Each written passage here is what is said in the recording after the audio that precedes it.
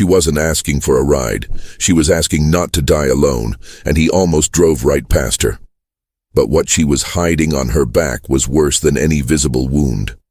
When he finally looked into her eyes, he understood. It wasn't her who needed saving. It was the person she carried in silence. If you believe that some roads are encounters that should never be ignored, subscribe now and tell me in the comments, where are you watching this story from? Interstate 40 cut through the, desert like an open scar. The asphalt trembled under the midday sun, and the horizon seemed to swallow anything that dared to exist there. Edge Rider had been revving his fat boy for 4 hours without stopping.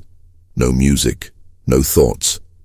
Only the roar of the engine and the wind hitting his face as reminders that he was still alive. He wasn't running away. Not exactly. But he wasn't going anywhere either. That's when he saw it. A small figure on the roadside, arms raised. Not like someone asking for a ride, like someone begging for oxygen. Edge slowed down instinctively, but his brain screamed at him to accelerate. This kind of stop never ended well. Girls alone on the road were either victims or bait. He knew both. But there was something about the way she moved, desperate, but not hysterical, like someone holding a bomb and trying not to explode along with it. He braked. Dust rose like smoke around the tires. Edge slowly dismounted the motorcycle, helmet still in hand, eyes fixed on it. He couldn't have been more than 17. Messy brown hair, a torn band t-shirt, a backpack too heavy for his thin shoulders, a face smeared with dust. But his eyes belonged to someone who had already seen too much. "You need to get out of here," she said before he could open his mouth. Edge frowned. "You stopped me." "I know." She swallowed hard. "But now I need you to take me anywhere, quickly." He crossed his arms. "Do I look like an Uber driver?" "Please." Her voice cracked. "I can't explain here." "Then it doesn't go up." She took a step forward. Her hands were trembling. "If you leave me here, someone will die today." Edge felt his stomach clench. He recognized bluffing. This wasn't it. Who? She hesitated, and it was during that pause that he saw. Her backpack on her back was moving. Edge took a step to the side, trying to see better. The girl noticed and turned her body, protecting the backpack with her own weight. "No," she said firmly. "You can't look yet. Miss, if you're carrying drugs or it's not drugs." She took a deep breath. "It's a child." The silence that fell between them was so heavy that even the wind seemed to stop. Edge blinked. "What?" "My brother." She lowered her voice. "He's 3 years old. He's sleeping. I gave him medicine so he wouldn't cry." "What kind of medicine?" "The kind we had at home." She didn't look away. "He's safe, but not for long." Edge ran a hand over his face. This was worse than he had imagined. Much worse. "Why is it in a backpack?" "Because if I put him on the ground he would scream, and if he screamed, they would find us." "Who?" She didn't answer, but the way her eyes moved, quickly checking the road behind, then ahead, then the desert, was answer enough. Edge looked around. Nothing. Just dirt, cacti, and heat. But he knew this kind of nothing, the kind that hid people. "How long have you been walking?" "Since last night." "On your feet?" "We hitched a ride with a truck driver to get here, but he started asking questions." She swallowed hard, and looking at my brother in a strange way. Edge felt his jaw clench. "Where is he now?" "I waited for him to stop to pee, and I ran." "Did he follow you?" "Not yet." She looked back again. "But it will." Edge closed his eyes. He took a deep breath. He thought about all the times he had turned his back on problems that weren't his. He thought about how that had always been the smartest choice. But when she opened her eyes, she was still.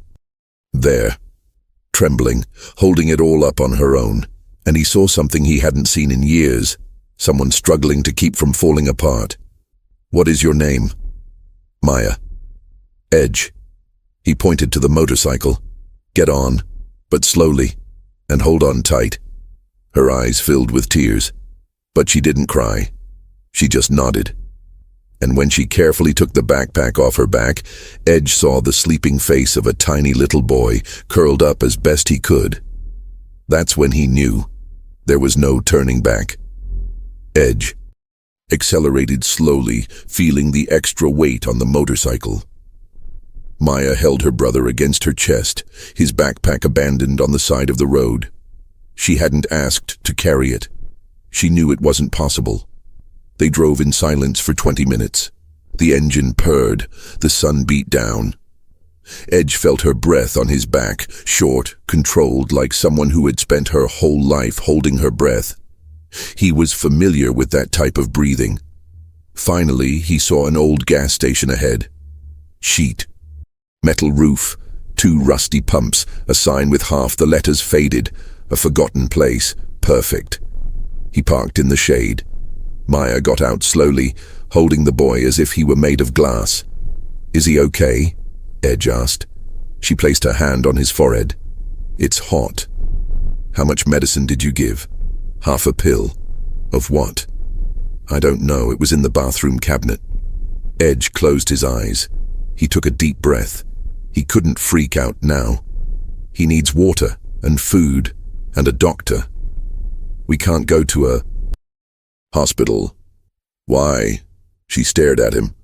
Because they're going to ask my name, and they're going to take us back. Back to where? Maya looked away.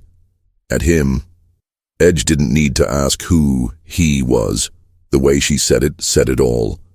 He went into the gas station. He came back with 2 bottles of water, a packet of biscuits, and a chocolate bar. Maya gently moistened the boy's lips. He stirred slightly but didn't wake up. How old are you? Edge asked. 16. And him? 3. Almost 4. Edge looked at her. At the thin scar on her arm. At the yellowish bruise on the side of her neck. At her eyes, which seemed older than his own. How long has it been? She didn't ask, what about? She knew. Always. And your mother? He died when he was born. And you were left alone with my stepfather. She spat out the word. He said I had to take care of the baby. That it was my fault he was born. That I should have taken better care of her. Maya wiped her face with her sleeve. He hit her. I knew. But I never managed to do anything. Edge felt his chest tighten. And now? Now he drinks more. He yells more. He hits more. She looked at her brother. And he started looking at me differently. The phrase hung in the air like a meat hook. Edge clenched his fists. And the boy? He still hasn't touched him. But yesterday, her voice faltered. Yesterday he grabbed him by the arm, firmly, said he was going to teach him how to be a real man. And you ran away. I waited for him to pass out on the sofa. She breathed heavily. I took money from his wallet. I grabbed my brother. And I left through the window. Edge remained silent. Then he asked, Does he know where you went? Maya shook her head. But he'll look for it. What if he finds it? She looked at him. And for the first time, Edge saw real fear. He's going to kill me. Edge filled the tank. He paid in cash. He bought more water. Maya leaned against the wall, the boy still sleeping against her. She hummed softly, a song he didn't know, but it hurt to hear. He was returning when he saw it. A silver Silverado driving down the road, slowly. Tinted windows, big wheels, the kind of pickup truck that served 2 purposes, hard work or intimidation. Edge stopped. The Silverado slowed down as it passed the gas station, almost stopping. Then it accelerated.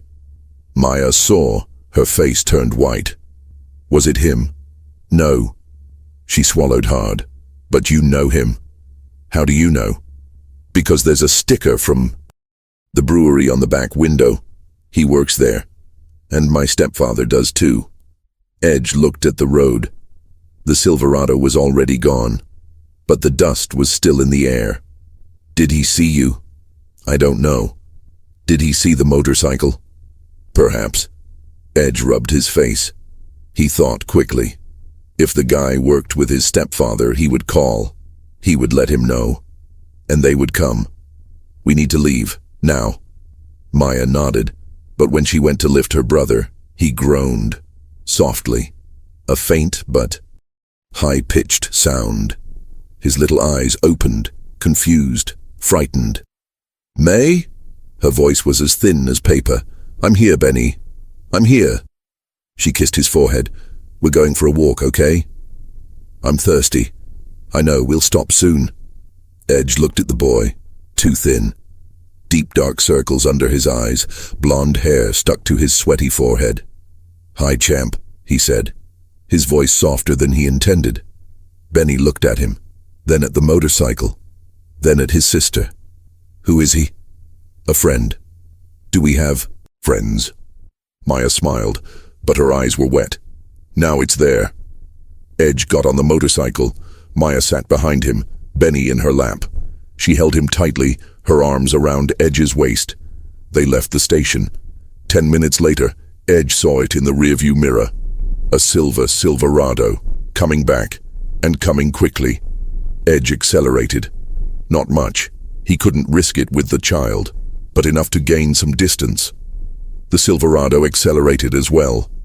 Is he coming? Maya shouted over the wind. Yes. What do we do? Edge didn't answer. He was calculating. The road was straight for another 3 kilometers or so. Then it turned. If he could get to the bend before then, he could disappear among the hills.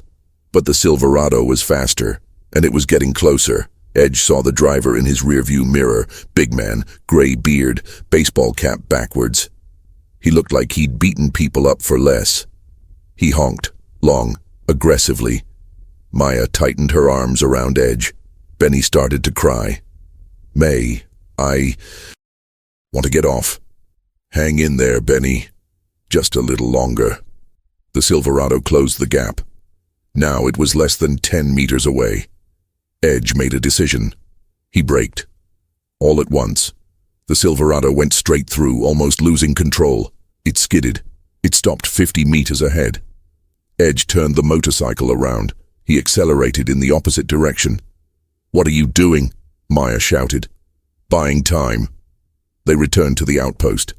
Edge went to the side, where there was a dirt trail that went up the hill. He knew this kind of path. He was born on them. Fat Boy climbed the trail, kicking up rocks and dust. Benny was crying loudly now. Maya held him with one hand and Edge with the other. The Silverado didn't go up behind. It stayed below, honking. Edge stopped at the top. He took a deep breath. He looked down. He saw the guy get out of the truck, take out his cell phone. He's calling, Maya whispered. I know. For him. Edge looked at her, into her eyes, at the boy trembling in her lap. He could go downstairs, leave the two of them there, tell them it wasn't his problem, that he had done enough, that he was not a hero. But then Benny looked at him, with those deep blue eyes, and asked, Are you leaving? And Edge understood. That he could pretend he didn't hear. That he could speed off and disappear. That he could get back on the road and forget all about it before the sun went down. But if I did that, she wouldn't be able to look at herself in the mirror again. No. Champ. He placed his hand on the boy's head. I won't. Maya let out a sigh, but it was one of relief and fear at the same time. Edge picked up his cell phone. He dialed a number that hadn't called in months. 3 taps. Edge? The voice on the other end was hoarse, deep, familiar. Reaper. I need you. Reaper arrived 40 minutes later, not alone. 3 motorcycles, 3 men, all with the same look, black leather jackets, club patches on their backs. The sound of their engines echoed through the desert even before they appeared. Edge was waiting on the trail. Maya sat on a rock, Benny asleep back in her lap. The boy had eaten a biscuit, drank water, but he was too pale. Reaper got off his motorcycle, tall, broad, long gray beard, a scar across his right eyebrow. He didn't smile. He never smiled. Edge. Reaper. They didn't hug. They just looked at each other. Two men who had already seen the bottom and returned. Who is she? Reaper pointed at Maya. Someone who needs help. And the boy? Her brother. Reaper looked at the boy. Something changed on his face. Something small, but Edge saw it. What's going on? Edge recounted. Stepfather, assaults, escape, the Silverado. Reaper listened in silence. The other two bikers did too. One of them, Reno, had his arms crossed. The other, Chase, chewed gum slowly. When Edge finished, Reaper asked, "Where is he?" "I don't know, but someone saw us at the gas station. They called him, and now he knows she's with me." "He's coming." "I know." "How many?" "I don't know." Reaper thought. He looked at the horizon, then at Maya, then at the boy. "You two?" He pointed at Reno and Chase. "Go back to the station. Keep an eye out. If you see anything, let me know." They nodded and left. Reaper approached Edge. Low voice. "Are you sure about that?" "Of what?" "To get involved in a war that isn't yours." Edge hesitated. Not out of doubt, but because he knew what the answer meant. "She's 16, Reaper. She ran away with her 3-year-old brother because their stepfather beat them, and worse." He paused. "If I turn my back now, I'm just like him." Reaper remained silent. Then he nodded.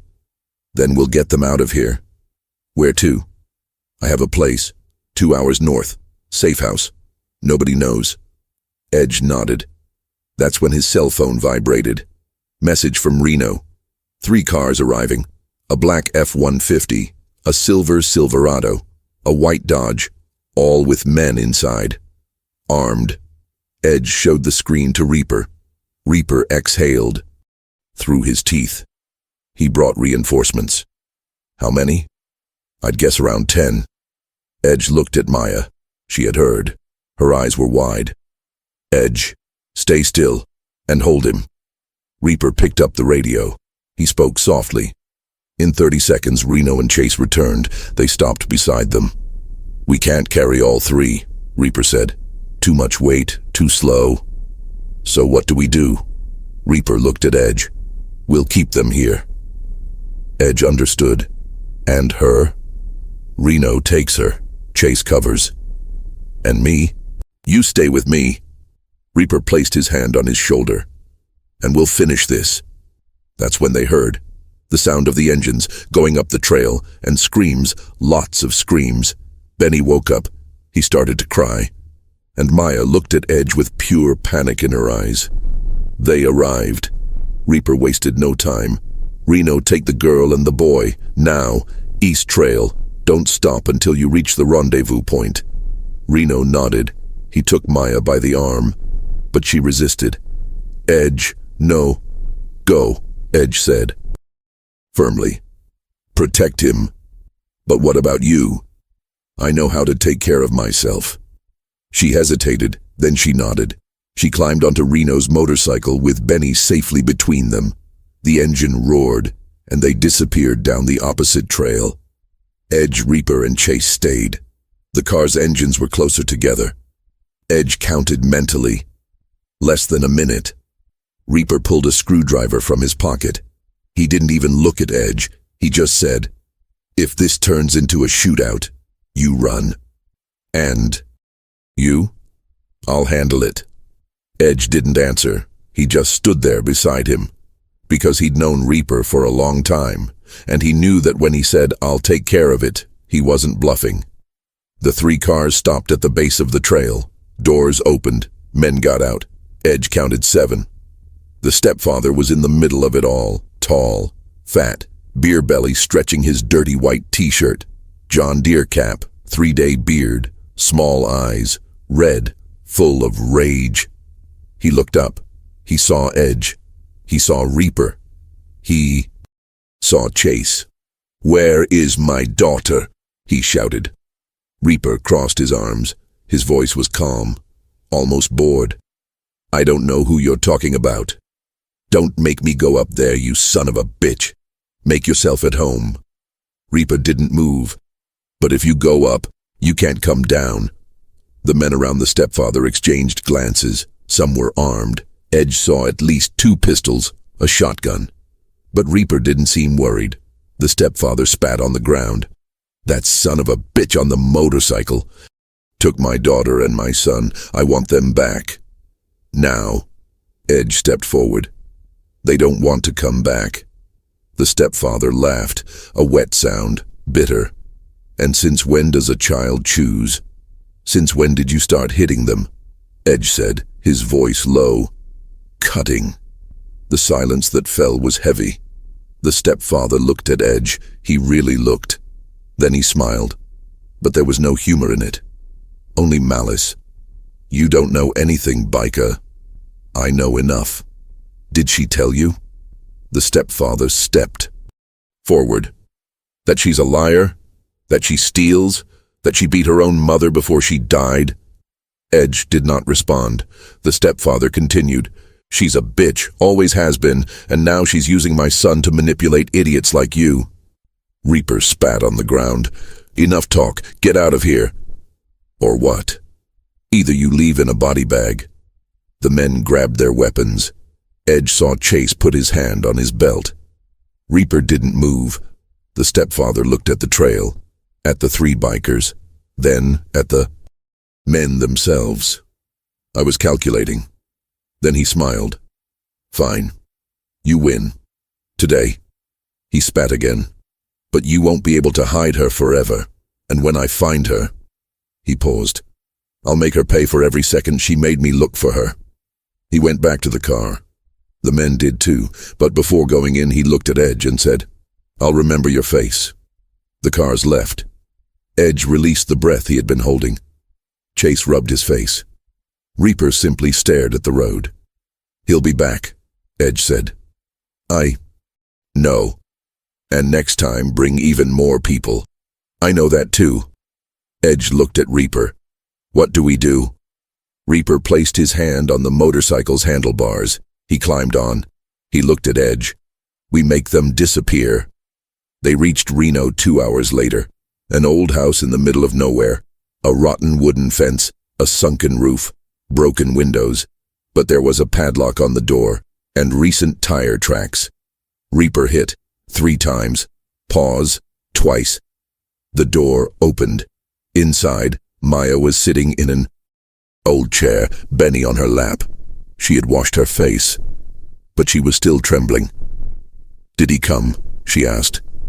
Edge nodded. And we sent him away. But he will return. Try."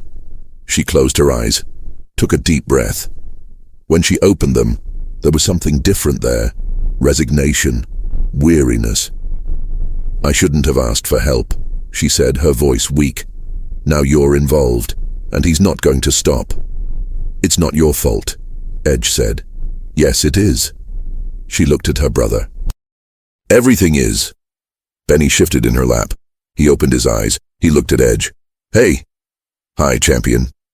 Are you strong?" Edge smiled slightly. "More or less." "Stronger than him?" Edge understood. He wasn't Edge. "Yes," Edge said. "Much more." Benny nodded. Then he went back to sleep. Reaper entered. He looked around. Then at Maya. "Do you have a safe place? Someone you trust?" She shook her head. "Grandmother, aunt, cousin. My grandmother died. I have no one left." "Friends?" "He wouldn't let me have it." Reaper rubbed his face. He looked at Edge, then back at her. "Are you 18? "No, 16. "Then it's smaller." "So what? And if we hide you, technically that's kidnapping." Maya laughed, but it was bitter. "Funny. He hits me, locks me in the house, almost rapes me, and nobody calls it kidnapping. But you helped me, and now it's a crime." Reaper didn't respond, because she was right. Edge approached. "What if we take her to another state? It's still a kidnapping. What if she goes voluntarily?" It still is. It's smaller. Maya looked at Edge. I have a plan, she said. Which? Leave me in a big city. I'll get a job. I'll lie about my age. I'll take care of my brother. We'll disappear. You're 16 years old, Edge said.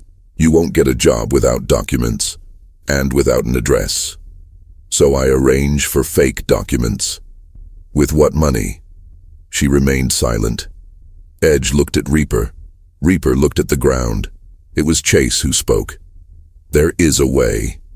Everyone looked at him. We meet people who help, halfway houses, shelters outside the system. He looked at Maya. It's not perfect, but it's safe. Shelters ask for documents, Reaper said. Not all of them. Chase crossed his arms.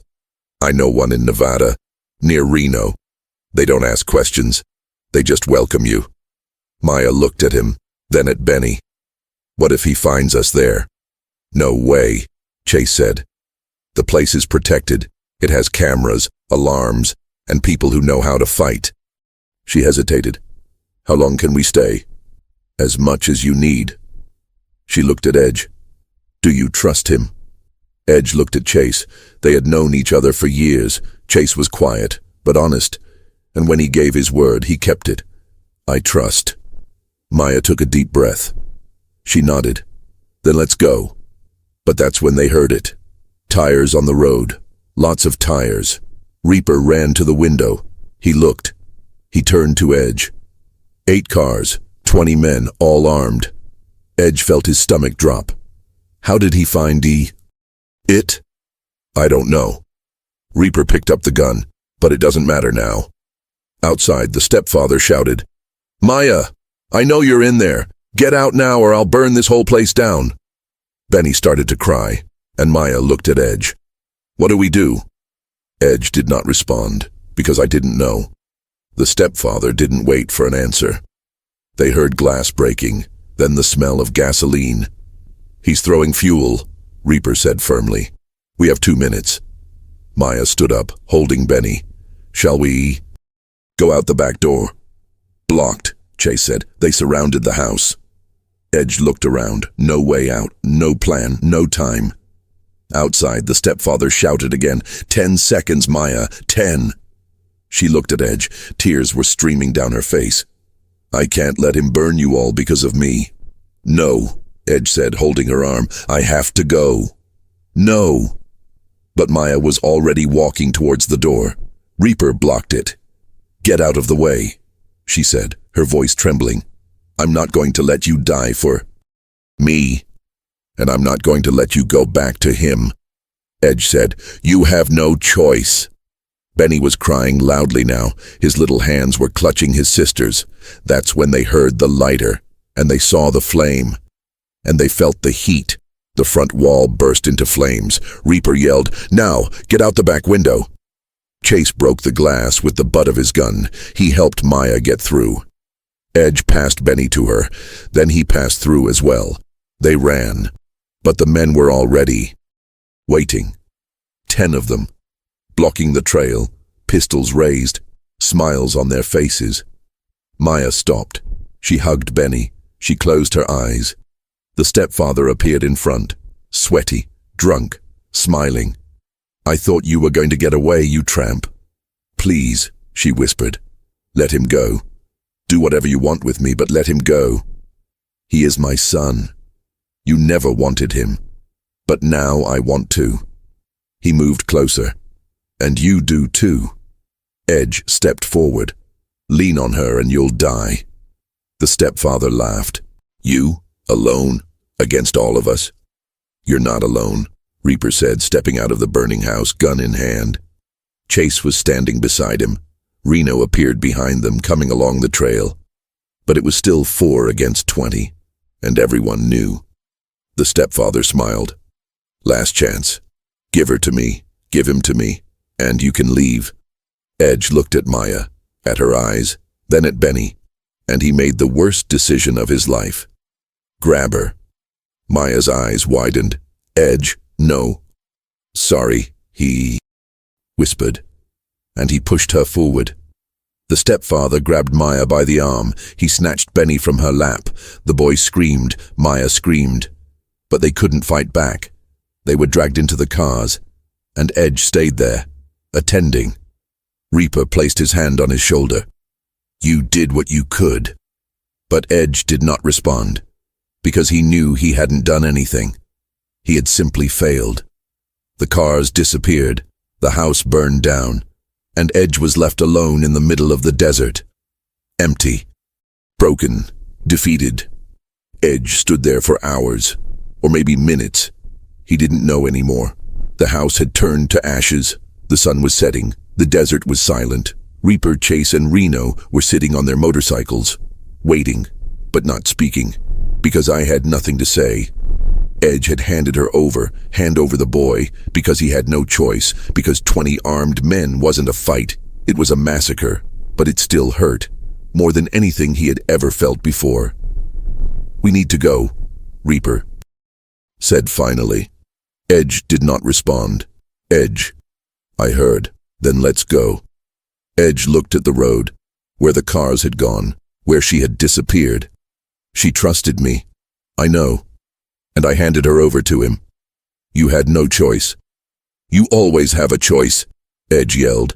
He turned around. He punched his own motorcycle, again, until his knuckles bled.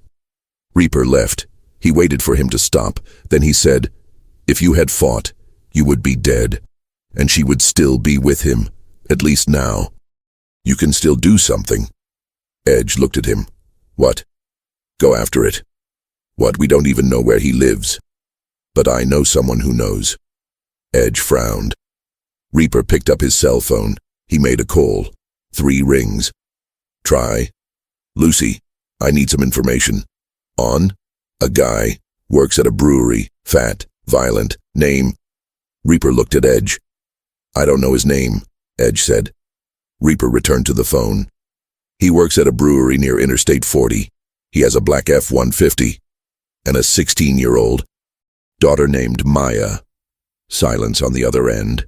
Then, I thought, Darren Howell. He lives in a trailer 20 minutes east of here. Extensive criminal record, assault, drug possession, domestic violence, but never convicted. Why? Because the victims always withdraw the complaint. Edge closed his eyes. Thank you, Lucy. Reaper, try. Be careful. This guy has friends, lots of them. Me too. She hung up. Reaper looked at Edge. You have 2 choices, leave or go to war. Edge didn't. Need to think. I'll go get her. Reaper smiled, for the first time in years. Then let's go. That's when Edge's cell phone vibrated. Unknown number. He answered. Hello? Edge? The voice was a child's, whispered, trembling. Benny? She gave me the phone number. She told me to call you. She said you were coming. Edge felt his chest tighten. Where are you guys?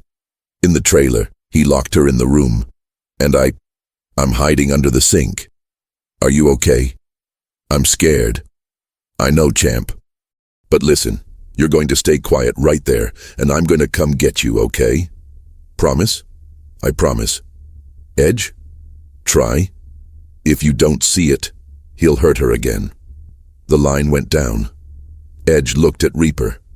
I know where they are. Then let's put an end to this. The trailer was parked on a forgotten dirt road, surrounded by scrap metal, old cars, piled up trash. A tattered American flag hung on the porch. Edge, Reaper, Chase, and Reno stopped 200 meters away. They turned. Off their engines. They walked the rest of the way. The F-150 was there, along with 3 other cars. He has people with him, Chase whispered. How many? 5, maybe 6. Edge looked out the windows, lights on, shadows moving. Where is the room? Funds. Left.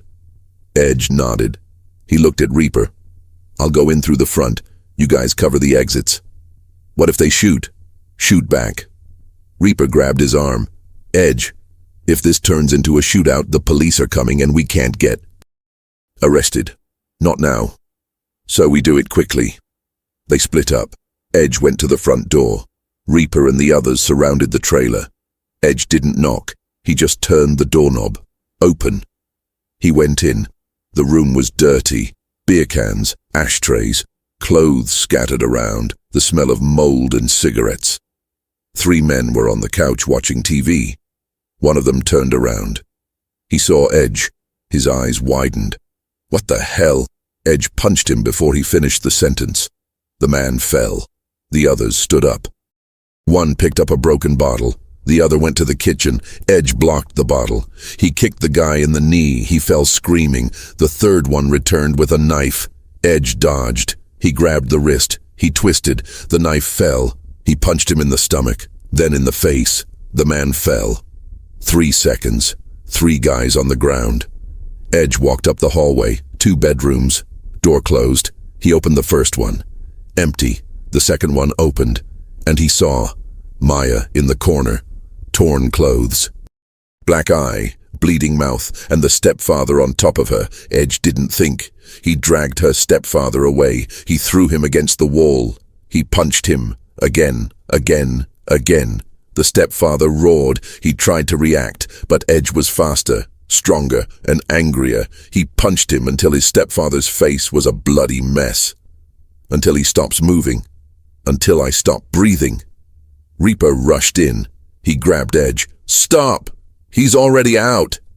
Edge stopped, breathing heavily, hands trembling, covered in blood.